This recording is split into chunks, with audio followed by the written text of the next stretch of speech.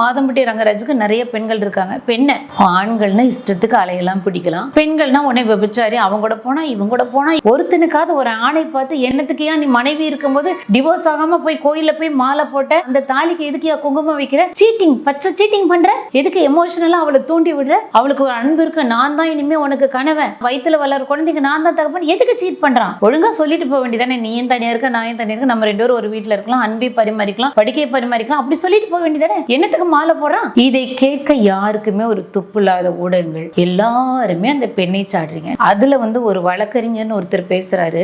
இந்த கம்ப்ளைண்ட்டை பொய்யாக்குறதுக்கு மாதம்பட்டியில் எத்தனை நிமிடம் ஆகும்னு நினைக்கிறீங்க? ஃபோன் அடித்தா பிரதமர் பேசுவார், தெரிஞ்சுக்க. மாதம்பட்டிகிட்ட ஹாட்லைனில் பேசுவாங்க, அந்த அளவுக்கு ஒரு கான்டாக்ட் உண்டு. ஜாகிர் சிட்டா பேச முடியுமா?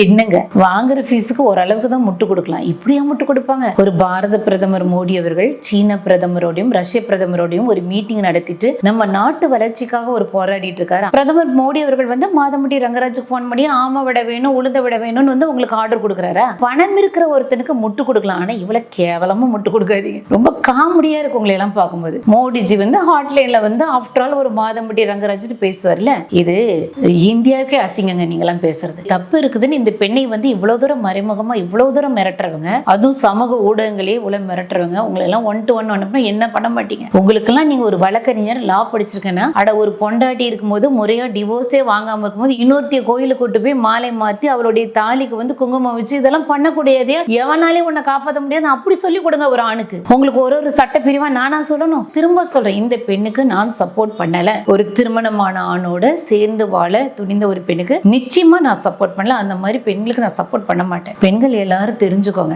இந்த சமுதாயத்துல ஆணும் வருவான், நீங்களும் போவீங்க. ஆனா ஆண் உங்களை தாலி கட்டுறேன் மாலை மாத்துறேன்னு நிறைய பண்ணுவாங்க. இதை பார்த்து ஏமாந்தீங்கன்னா முடிவுல குழந்தையை சுமக்கிறது, சமுதாயம் முழுக்க காரி காரி துப்புறது இவர்களுக்கு மட்டுமே நடக்குது. ஆண்கிறவன் ஈஸியா எமோஷன் ஆக மாட்டான். அவன் உங்ககிட்ட எப்படிதான் ஒரு எமோஷனலா ஒரு ரிலேஷன்ஷிப்ல இருந்தாலும் அவனுடைய தனிப்பட்ட தொழில் தனிப்பட்ட முன்னேற்றம் போது ரொம்ப கிளியரா ஸ்டேபிளா போக்கஸ்டா இருப்பாங்க. நீங்க என்ன பண்றீங்க? ஒரு உணர்ச்சி பூர்வமான ஒரு உறவு அமைஞ்சோன்னு நீங்க உங்களுடைய தனிப்பட்ட திறமை, உங்களுடைய ஃபியூச்சர், உங்களுடைய எதிர்கால வளர்ச்சி எல்லாத்தையும் மறந்துட்டு இது மட்டுமே போதுன்னு உட்காந்துறீங்க. முடிவுல எல்லா ஒட்டுமொத்த சமுதாயமும் உங்களை மட்டும்தான் காரி காரி துப்போம். பெண்கள் கவனமா இருங்க.